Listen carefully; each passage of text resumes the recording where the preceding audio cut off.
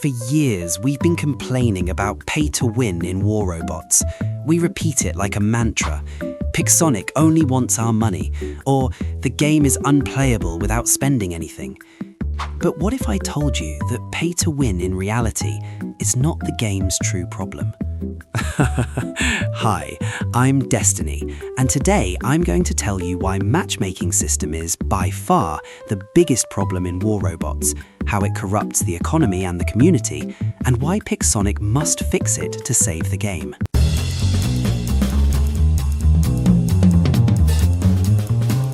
Let's be honest, warrobots is a free-to-play game. To survive and develop, they need revenue. Pay to win is their business model, and it's a reality for gacha collectible games. The problem with pay to win isn't that it exists, but the aggressiveness with which balance-breaking content is released, the new bots and weapons that dominate for months. But let's analyse this. If I'm a spending player, and my opponent is a similar spending player, the battle is still fair. Money has just accelerated our progress.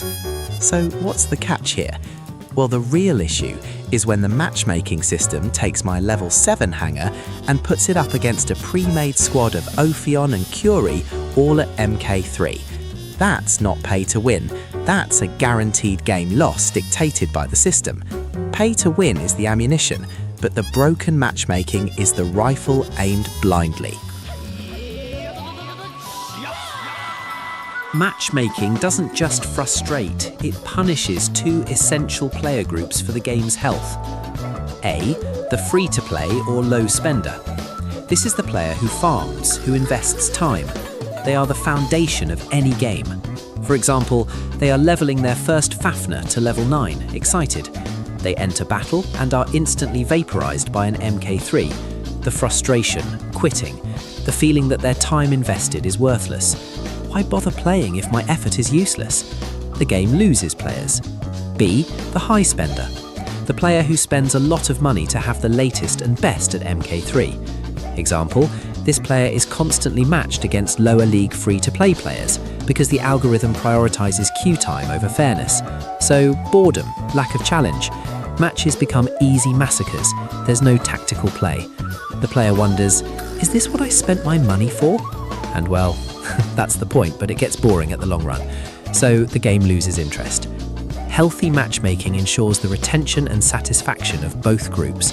The current system makes the game fun for nobody in the long run. In addition to this, the community has normalised MK3 as the entry barrier to true competition. This normalisation has serious economic consequences. Because there are such disparate MK3 levels across leagues, Pixonic has to release new robots that are ridiculously overpowered, so that the spending player feels their investment is worthwhile. This creates an unsustainable cycle of power creep.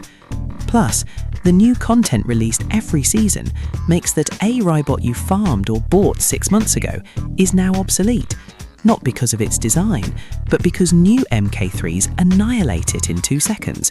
Your time or money investment devalues much faster than it should. So it's no longer about who plays the beacon better or who flanks better.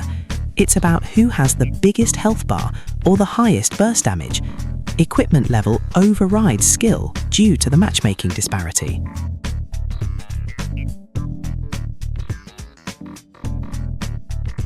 Squads are necessary for team play, but matchmaking handles them poorly. For example, a highly coordinated 3-player squad is matched against 6 solo players. The coordination and communication of the squad is an immense tactical advantage that the algorithm fails to compensate for with a higher team level for the solos. The result is a 6-0 rout in Beacon Rush. This is inherently unfair. Other example, the death of special modes. In modes like free-for-all or team deathmatch, where matchmaking doesn't need to worry about beacon objectives, the level disparity problem remains dominant. It's just a race to see who has more MK3s and legendary modules. The modes become repetitive, as the strategy is reduced to using the most broken robot to accumulate risk-free kills, discouraging hanger diversity.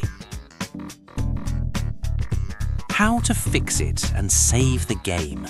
Well, first, Pixonic must redefine its matchmaking scoring system. Proposal 1. Hanger score. The system must calculate a numerical hanger power value that includes robot weapon level. Example, MK3 is 3 times a level 1. Pilot skill level adds points to the hanger depending on the tier or level. Modules, quantity and level. Titan level and modules. Proposal 2. Queue separation. Create separate matchmaking queues for solo players and pre-made squads, or apply a larger power penalty to squads. Pay to win would still exist as a shortcut, but MK3 players would only play against other MK3 players, regardless of whether they are in Legend League or Master League. This would force players to truly compete, where skill is once again the determining factor. So, pay to win is the model. Broken matchmaking is what makes that model feel exploitative. If Pixonic implements a fair hanger score system, 80% of the complaints are solved. So ask to yourself and tell me in the comments, would you rather wait 2 minutes for a fair match or 30 seconds to get massacred? If you agree, share this video. It's time for Pixonic to hear that game quality is more important than matchmaking speed.